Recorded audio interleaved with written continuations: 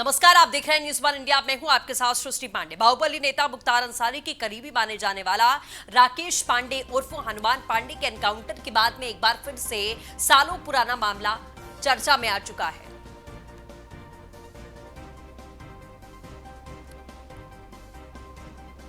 साल 2005 में बीजेपी विधायक कृष्णानंद की हत्या कर दी गई थी। उसी समय का ऑडियो तेजी से वायरल हुआ है। आपको बता दें, जो कि बेहद डरावना था। 15 साल पुराने हत्याकांड का ऑडियो वायरल हुआ है। बीजेपी विधायक कृष्णानंद राय की हत्या से जुड़ा ऑडियो। मुख्तार अंसारी और माफिया अभय सिंह के बीच में बातचीत है। वायरल ऑडियो में बोला मुख्तार अंसारी, काट ली चोटी। 2005 में हुई थी बीजेपी विधायक कृष्णानंद राय की हत्या।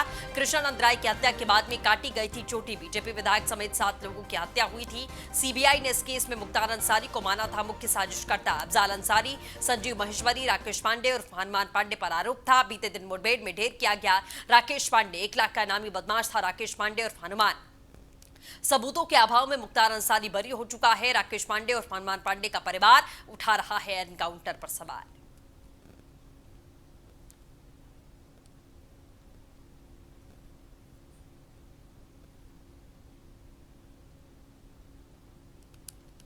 तो मुख्तार अंसारी और माफिया अभय सिंह के बीच की बातचीत का ये ऑडियो है। वायरल ऑडियो में मुख्तार अंसारी ने कहा कि काट ली चोटी।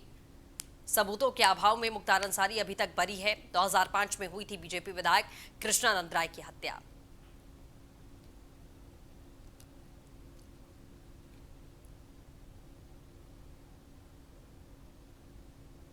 तो एक बार आपको वो वायरल ऑडियो सुनवाते हैं।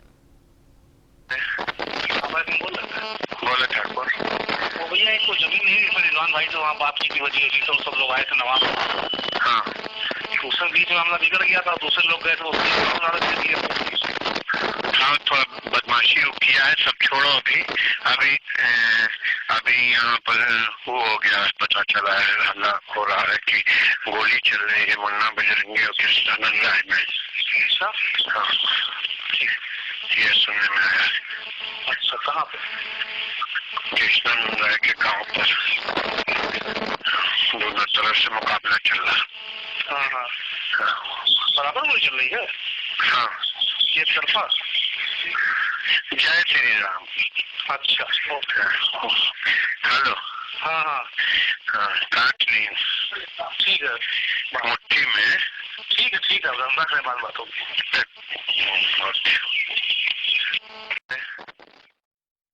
तो वहीं इस पूरे मामले में आईजी एसटीएफ अमिताभ यश ने बताया कि ये ऑडियो उस दिन का है जिस दिन कृष्णानंद राय की हत्या की गई थी। उन्होंने ये भी जाहिर किया है कि इस ऑडियो में चोटी काटने और जय श्री राम कहने का मतलब क्या है।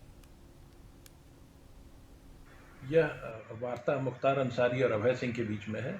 दोनों उस वक्त जेल में थे और इस ऑडियो में पहले फ़ोन अभय सिंह ने लगाया मुख्तार अंसारी को और उसने किसी ज़मीन के डील के बारे में बात करने की कोशिश की।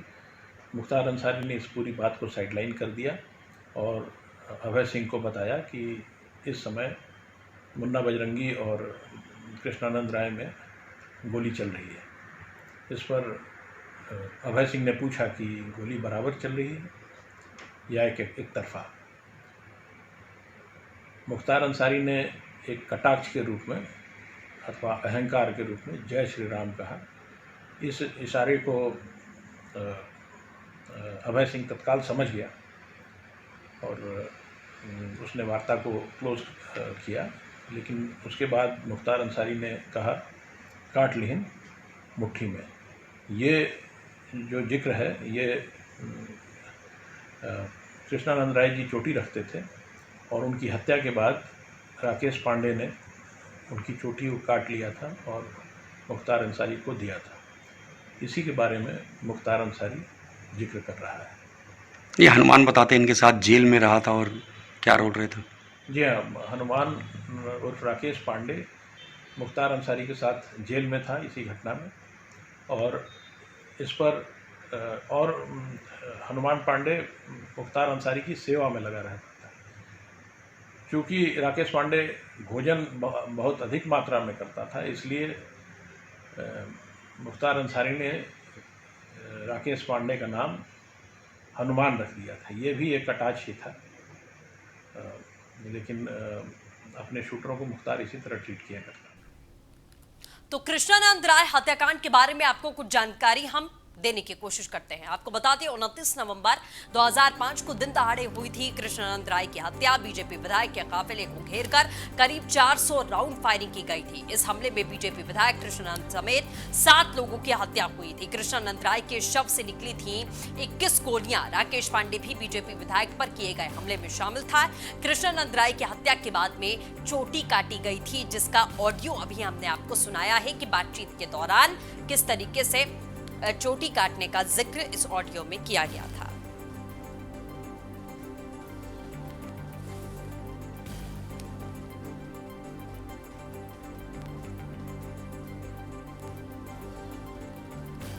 तो इस पूरे हत्याकांड की कहानी हमने एक बार फिर से आपको बताई। कृष्णानंद राय हत्याकांड से जुड़ा हुआ ये पूरा मामला। राकेश पांडे भी बीजेपी विधायक पर हमले में शामिल था, जिसकी एनकाउंटर में उसे ढेर किया गया है। कृष्णानंद राय की हत्या के बाद में उनकी चोटी काटी गई थी। 29 नवंबर 2005 को दिन दहाड़े कृष्णानंद राय की हत्या हुई थी। ये 2 तस्वीरें हम आपको दिखा रहे हैं। 29 नवंबर 2005 को हत्या हुई थी।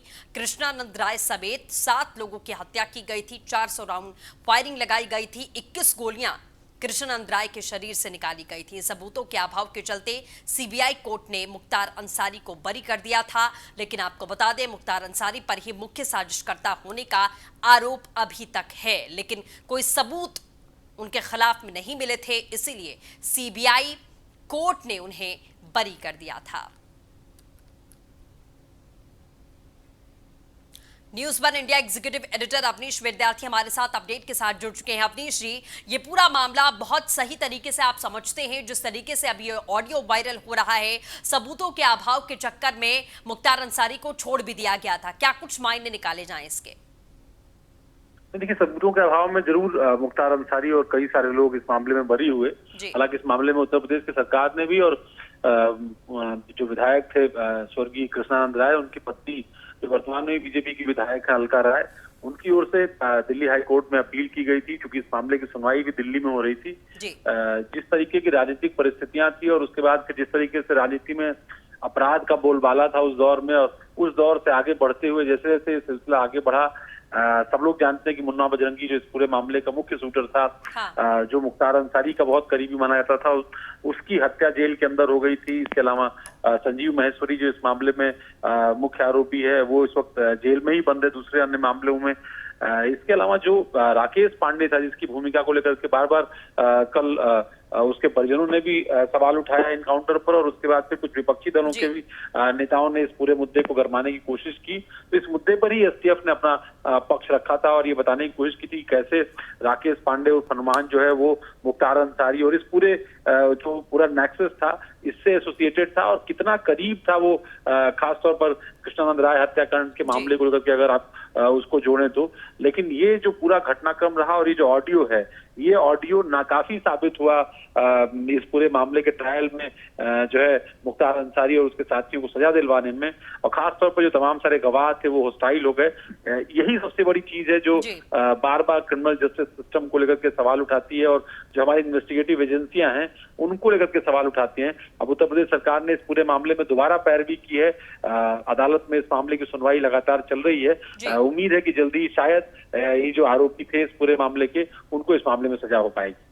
बिल्कुल, अब सबूतों का अभाव था, लेकिन जिस तरीके से ये ऑडियो सामने आया और बहुत सारी चीजें अब निकलकर सामने आ रही हैं, क्या एक नए सिरे से एक नई डायरेक्शन इस केस को अब मिल सकती है? देखिए, अभी तो अदालत के आदेश पर निर्भर करेगा कि लोअर कोर्ट ने तो इस मामले में जिस तरह का निर्णय लिया उसको लेकर के बहुत सारे सवाल उठ रहे थे, लेकिन अब चूंकि मामला हाई कोर्ट में है, वहां सुनवाई लगातार चल रही है, तो अब हाई कोर्ट के फैसले के बाद ये बात का आकलन हो पाएगा कि इस पूरी इन्वेस्टिगेशन को लेकर के अदालत ने क्या कुछ जो है अपनी राय जाहिर की है। साथ ही साथ जो आरोपी हैं इस मामले के और जो गवाह या सबूत अब तक मौजूद हैं, इन सबूतों का, इन गवाहों का इस्तेमाल और इनके दी गई गवाही को अदालत कितना महत्वपूर्ण मानती है, और उसके आधार पर जो ये अभियुक्त या आरोपी थे उनको किस तरह की सजा मिल पाती है, ये अभी देखना होगा। बिल्कुल, चलिए, हमारे साथ जुड़ने के लिए, तमाम अपडेट के लिए आपका बहुत बहुत शुक्रिया। तो जाहिर तौर पर सुना आपने कि कहीं ना कहीं अब डिपेंड करेगा कि कोर्ट आखिरकार क्या कुछ फैसला इसमें सुनाता है, क्योंकि बहुत सारे सबूत हैं और निकल कर सामने आ रहे हैं जो कि एक नई दिशा इस पूरे मामले को दे सकते हैं।